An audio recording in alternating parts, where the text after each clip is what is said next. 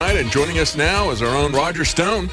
And we want to talk to Roger about this phony lawsuit, but also about the JFK assassination documents. There's some new updates on that. Tell us what's going on with that, Roger. Well, in accordance with the 1994 JFK Assassination Records Release Act, Donald Trump has kept his commitment and today released the last 19,000 documents.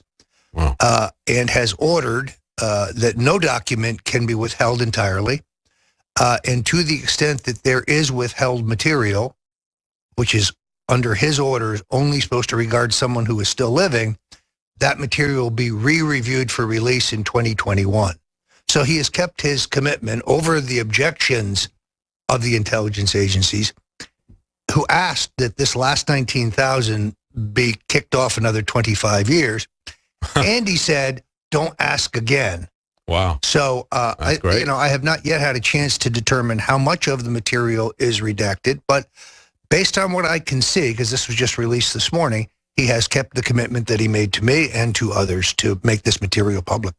Well, it's kind of interesting because, we could almost do a process of elimination with this. If they're holding out some redactions because it involves somebody who's still living, and we say, well, who could that be that would still be alive? If you go back to the that long ago, I mean, there's not that many people around who are alive. So who was it that was in? Just people can do their own investigation here and draw their own conclusions about who was around, living in power or close to power, whatever that might be embarrassed by this at this time, and involved at the time. It has to be a relatively small number. Now, back in July, when the president made this decision, the initial reaction of the intelligence agencies was to push it all off for another 25 years.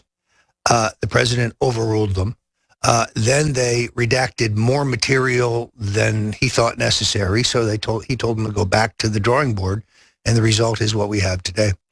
Well, that's a real interesting thing, too, because, we look at this and how they have pushed this out and said we can't let this go out because it's too important. This is something that happened, what was it, 55 years ago now? Was it 63, right? Right. 55 years ago, we still can't let you people know this.